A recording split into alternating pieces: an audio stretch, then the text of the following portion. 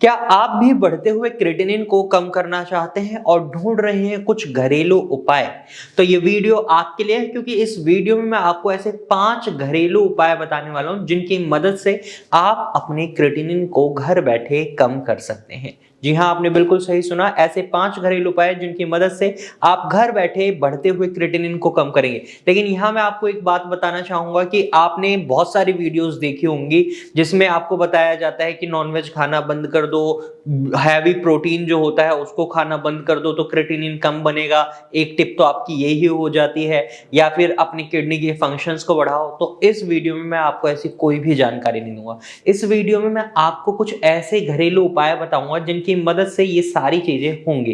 कैसे होंगी, चलिए वीडियो में आगे बढ़ते हैं और जानते हैं। सबसे पहले आपको ये समझना होगा आपकी किडनी क्या काम करती है। किडनी आपके शरीर में मल्टीपल फंक्शंस प्ले करती है। ये आपके खून को फिल्टर कर रही है, आपके शरीर से टॉक्सिन्स को बाहर निकाल रही है, यूरिन के फॉर्मेशन को कर रही है, और ब्लड में कई लेवल्स मेंटेन कर रही है, जैसे पोटेशियम के लेवल को मेंटेन कर रही है, फास्फोरस के लेवल को मेंटेन कर रही है, इवन एसिड के लेवल को मेंटेन कर रही है। और ऐसे में अगर इसमें दिक्कत आती है तो हमें ये समझना जरूरी हो जाता है कि ये दिक्कत किस वजह से आ रही है। तो इसका एक बहुत बड़ा कारण होता है हाई ब्लड प्रेशर और हाई शुगर लेवल यानी डायबिटीज।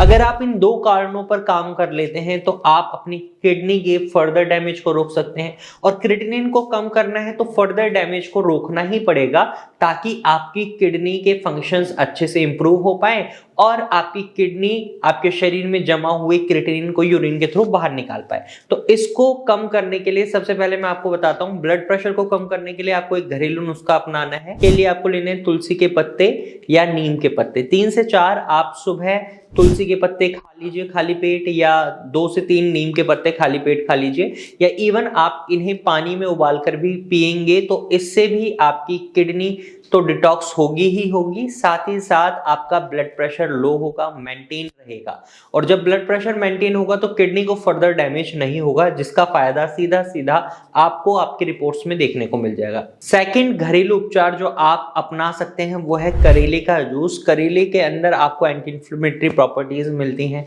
एंटीऑक्सीडेंट्स भरपूर मात्रा में होते हैं। ये आपके पूरे शरीर को साफ करने का भी काम करता है, बॉडी को डिटॉक्स कर सकता है, किडनी को डिटॉक्स कर सकता है, साथ ही साथ ये आपके इंसुलिन रेजिस्टेंस को भी बढ़ाता है। यानी अगर आपका शुगर लेवल बढ़ रहा है तो करेले का सेवन आपके शुगर को कंट्रोल करने में आपकी मदद करता है, साथ ही साथ किडनी के फंक्शंस को भी इंप्रूव करता है।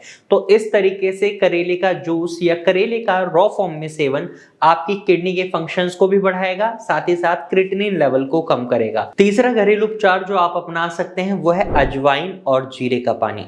अजवाइन और जीरा आपकी किडनी के फंक्शंस को इंप्रूव करता है, क्रिएटिनिन लेवल को कम करने में मदद करता है। इसके लिए आप सुबह खाली पेट इसका सेवन कर सकते हैं। आपको क्या करना है, आधी चम्मच अजवाइन लेनी है, आधी चम्मच जीरा लेना है या 1 चम्मच जीरा लेना है, और हल्के गुनगुने पानी में इसको डाल देना है और पानी को उबालना है। जब पानी का रंग बदलने लग जाता है तो इस पानी को हल्का ठंडा होने दें, गुनगुना होने दें, उसके बाद इसका सेवन करें। इससे आपकी किडनी की गंदगी साफ हो जाती है, साथ ही साथ जो बढ़ता हुआ क्रिएटिनिन आप देख रहे हैं वो कम होने लग जाता है।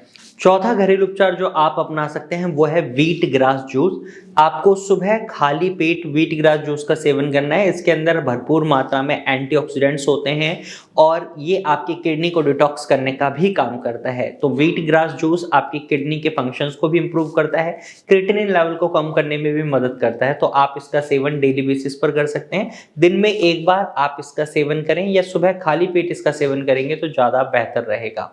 पांचवा घरेलू उपाय जो आप अपना सकते हैं वो है अलसी के बीज। अलसी के बीज के अंदर आपको ओमेगा 3 फैटी एसिड भरपूर मात्रा में मिलता है, साथ ही साथ इसमें फाइबर बहुत अच्छा होता है। ये आपकी किडनी को तो डिटॉक्स करने में मदद करता ही है, साथ ही साथ आपके शुगर लेवल को मेंटेन करने में भी काफी हेल्प करता है। इवन अलसी के बीज आपके शरीर में जो कमजोरी आप महसूस करते हैं उसको भी खत्म करने में मदद करते हैं।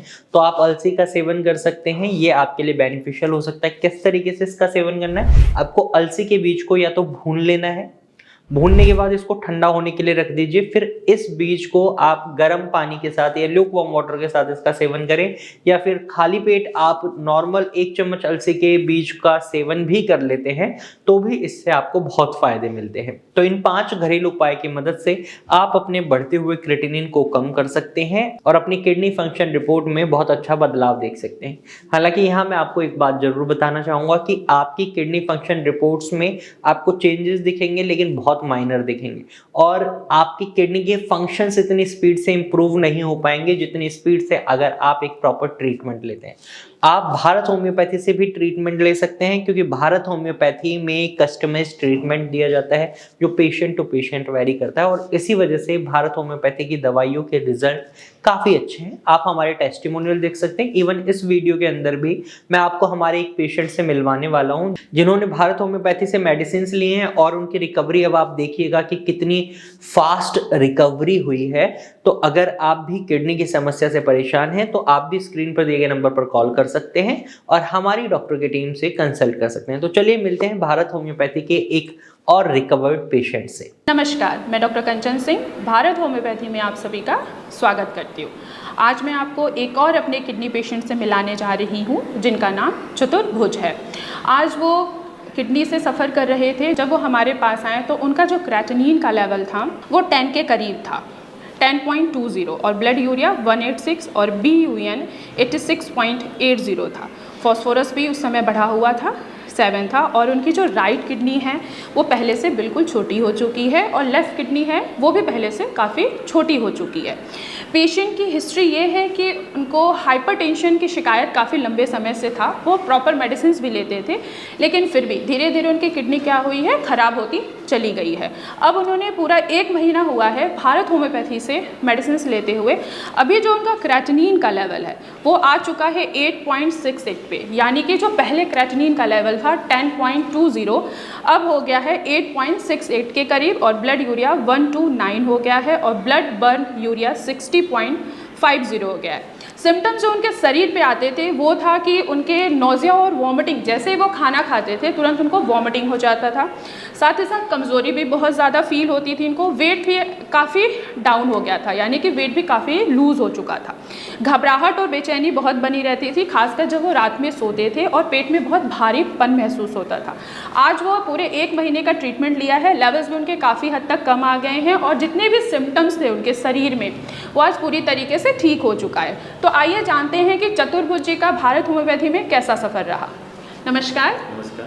कैसे हैं आप अभी? बढ़िया। मैं कैसा लग रहा है आपको कि आपका क्रेटिनिन का लेवल पहले जो 10.20 था, अभी लेवल आपका काफ़ी डाउन हो गया है 8 पॉइंट। बहुत अच्छा बेटर है। पहले 10.2 था, मेरा 8.2 है। कुछ इम्प्रूवमेंट हुआ है। ओके। और जो सिम्टम्स आप महसूस करते थे, जैसे आपने मुझे फर्स्ट टाइम जब विजिट किया था मेरे पास, आपने बताया था कि नोज़िया और वॉमिटिंग होती थी। जैसे कुछ खाते थे, इवन कि कुछ भी खाते थे आपको तुरंत वॉमिट हो जाता था हर 3 दिन बाद। तो अभी क्या ऐसे कोई सिम्टम्स नज़र आ रहा है? सिम्टम्स नहीं, इस समय बिल्कुल सिम्टम्स बिल्कुल ओके है। और घबराहट बेचैनी भी महसूस होती थी, पेट में भारीपन, वो सारी चीज़ें ठीक हैं? बिल्कुल सही है, बिल्कुल प्रॉब्लम नहीं है। तो आप मुझे बताइए कैसा लग रहा है कि 1 महीने में आपका 2.5 पॉइंट कम हो गया है?